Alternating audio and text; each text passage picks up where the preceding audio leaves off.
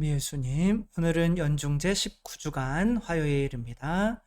오늘 예수님께서 어린이처럼 되어야만 이제 천국에 갈 수 있다. 많이 듣는 거지만 우리가 도대체 어떻게 하는 것이 어린이처럼 되는 것인지를 또 다시 한번 생각해 보면 좋을 것 같습니다.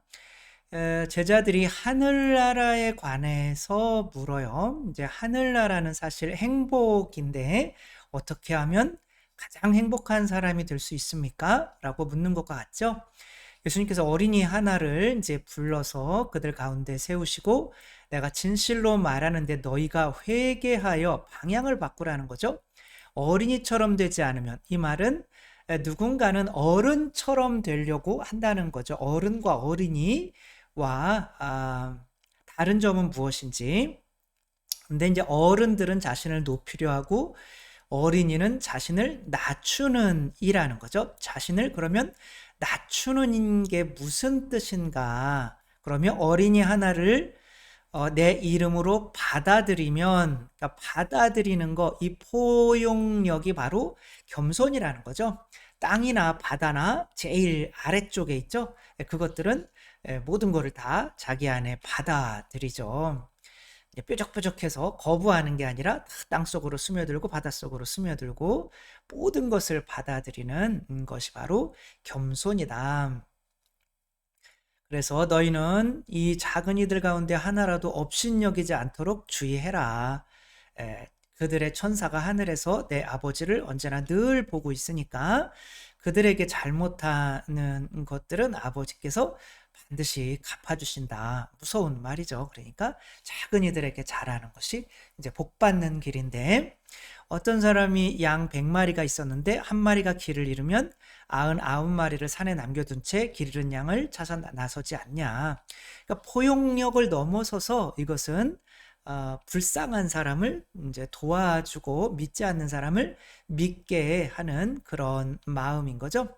그런 마음을 실천하는 사람은 이제 하늘나라에서 가장 높은 자리에 차지하게 된다는 거죠. 이게 우리가 어린이처럼 겸손하다라고 하는 거는 잘 받아들인다. 내가 모든 상황을 그냥 잘 받아들인다.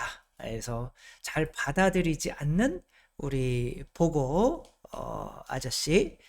이 보고 아저씨는 몸에 안에 독을 품고 있어서 사람들이 자신을 먹으려고 하면 이제 죽게 만들죠. 이게 이제 자아가 있는 거죠.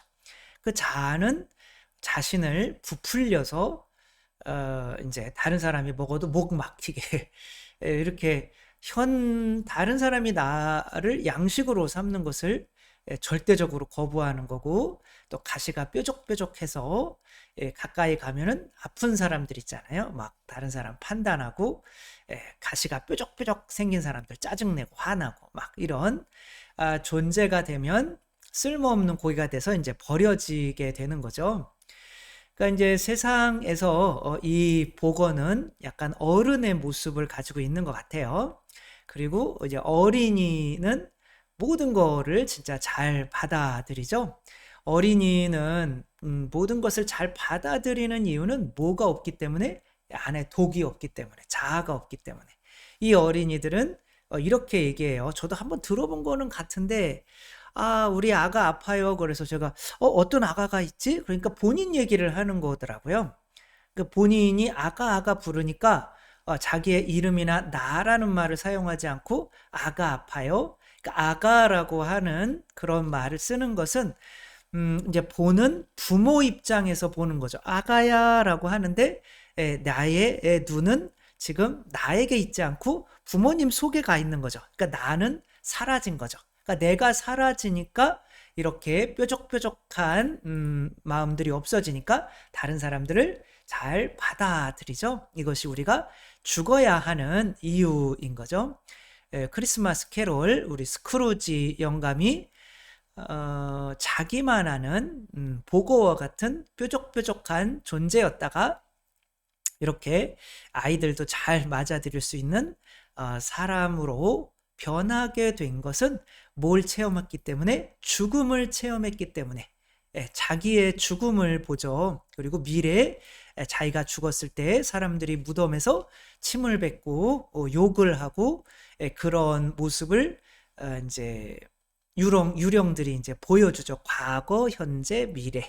과거에는 참 포용력도 많은 좋은 어린이였는데 어른이 되면서 욕심이 많아지면서 이렇게 됐는데 또 죽음을 보니까 아, 그렇구나. 내가 죽는구나. 그래서 내가 자아가 죽은 마음으로 살게 되면 다른 사람에게 이렇게 자비로운 사람이 될 수 있고 그러면 모든 행복은 관계에서 오는 거기 때문에 얘는 이제 외롭죠. 아무도 나한테 오지 마.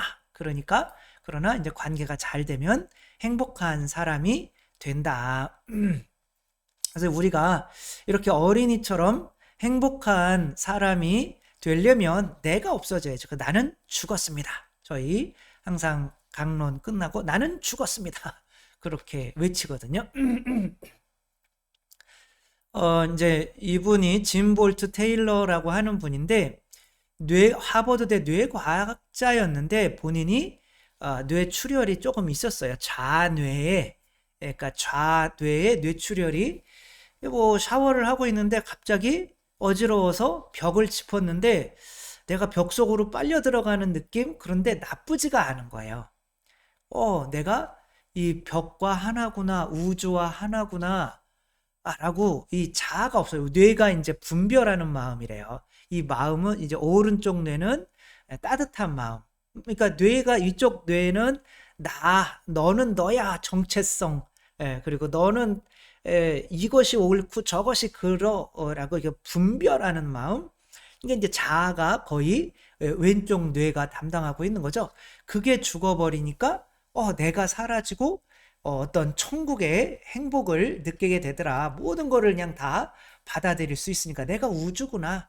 착하고 나쁜 사람도 없는 그런 상태에 빠져. 근데 그러면은 죽은 상태잖아요. 그러니까 좌뇌가 조금 살아 있어서 이제 또 그러면 죽어 그래가지고 이게 뭐 근데 정신이 없으니까 숫자나 언어 영역도 담당을 하니까 뭐 111 눌러야 되는데 911을 누르고 있고 뭐 그랬다 뭐 그런 내용인데 이 사람이 이런 책을 썼어요. 나는 내가 죽었다고 생각했습니다. 죽었다고 생각해. 나는 내가 죽었다라고 생각했는데 그때가 가장 행복한 거였다.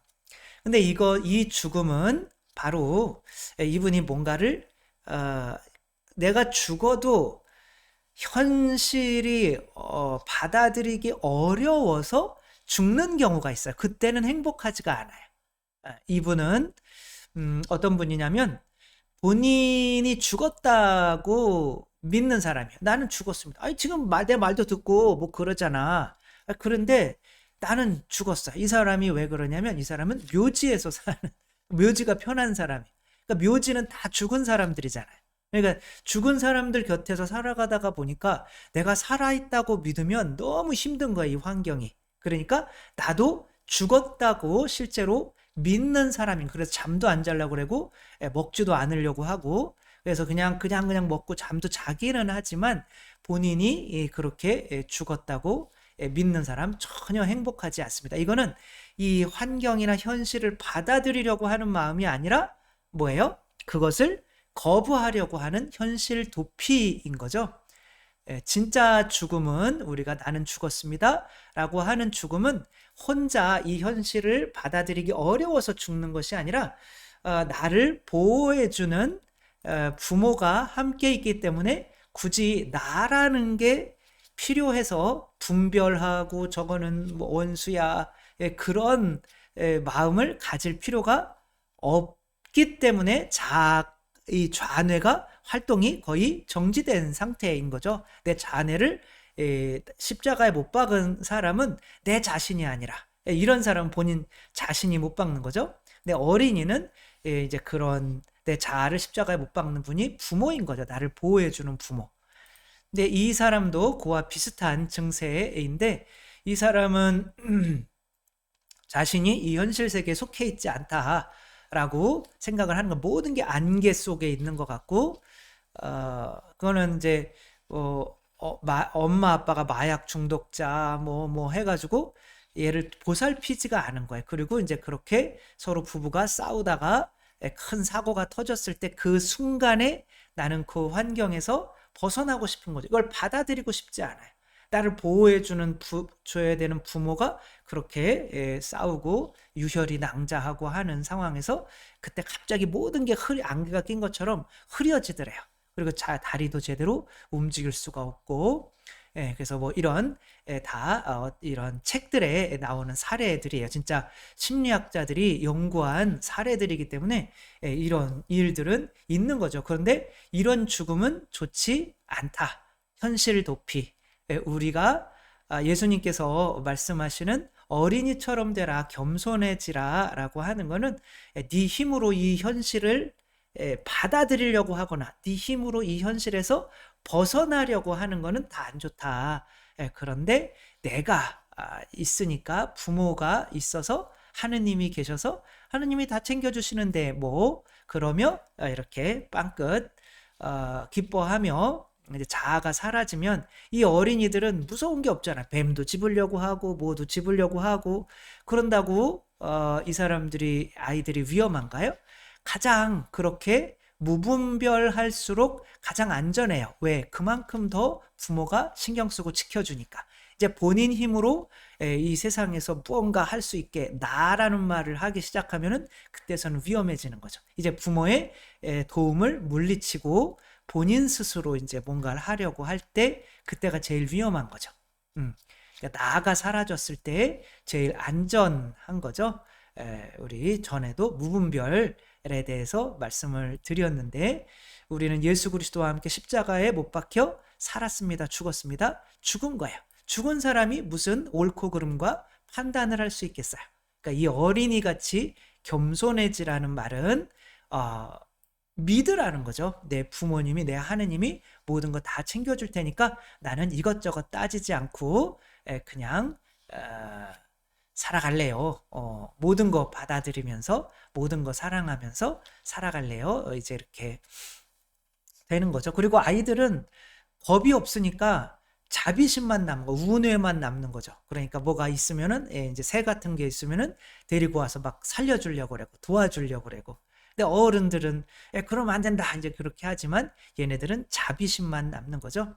내가 왜 죽어야 하는지, 그리고 어떻게 죽어야 하는지를 한번 생각해 봤고, 그렇게 모범은 바로 어린이들이라는 거. 내가 하늘나라의 행복을 느끼기 위해서는 자아가 반드시 죽어야 된다. 그러나 내 스스로 죽이려고 해서는 안 되고 이제 그리스도에 의해서, 하느님에 의해서 그렇게 죽어야 된다. 그러면 천국의 행복을 맛보게 된다라는 거 또 다시 한번 생각해 봤으면 좋겠습니다. 성부와 성자와 성령의 이름으로 아멘. 감사합니다. 사랑합니다.